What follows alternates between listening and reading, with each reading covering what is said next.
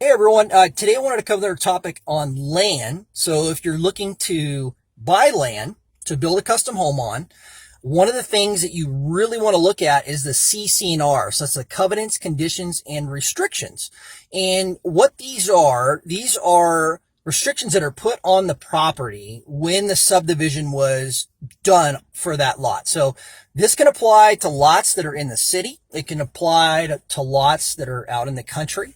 So it really just depends on the seller, the owner at the time when that subdivision was done, if they wanted to put any restrictions on that property. So let's say they didn't want any manufactured homes next to them, or they didn't want a certain kind of animal or a certain amount of animal on the properties next to them, or they wanted certain size homes.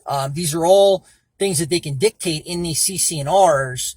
And that if you buy land and don't research the CC&Rs, you might have something in mind that you want to do with the property, but you can't actually do it because of the CC&Rs that are restricting that from happening. So to give you a couple examples of what these CC&Rs could be, you're looking at potential minimum size home that could be built. So a lot of times you'll see that if you build, it'll dictate if you can build a single story or a 2-story or not.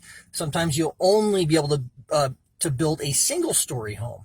And then it'll actually tell you you have to build a minimum size of 2,200 or 3,000 square foot single story home.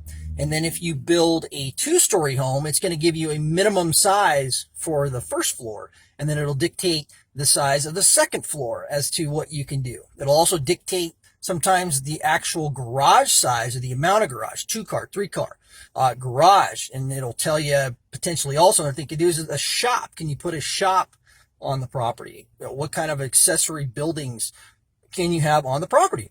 And then additionally, like if you're wanting to have chickens or you're wanting to have cattle or horses, it can say that they're allowed or not allowed. And it can, if they're allowed, it'll maybe give you a quantity of what is allowed on that property. So you got to look at all of those kind of things, and those are all in the CC&Rs. And what you can do once you get a property in escrow is get your preliminary title report ordered from your title company.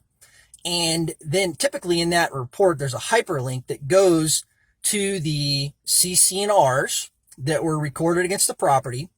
And you can go to that document, and it's typically a pretty long document. Look at that, and then that will tell you these restrictions that we just went through, and you'll be able to determine if this property is something that you actually want to buy because of the restrictions that are on that property. So, and not all properties have CC&R, so it's possible that it's not there, but it's something you definitely want to look into and make sure that you don't miss it during that due diligence period where you're doing the inspections and making sure that this is a property that you want. So, all right. So if you want more information on buying land, we got a brand new how to buy land guide on our website. It has all of the checklists that we use personally when we're buying land. And it also gives a ton of links to all the resources and a ton of videos that we have done on land to go in more depth on each part of the process. So, all right. I hope that helps, and have an excellent rest of your day.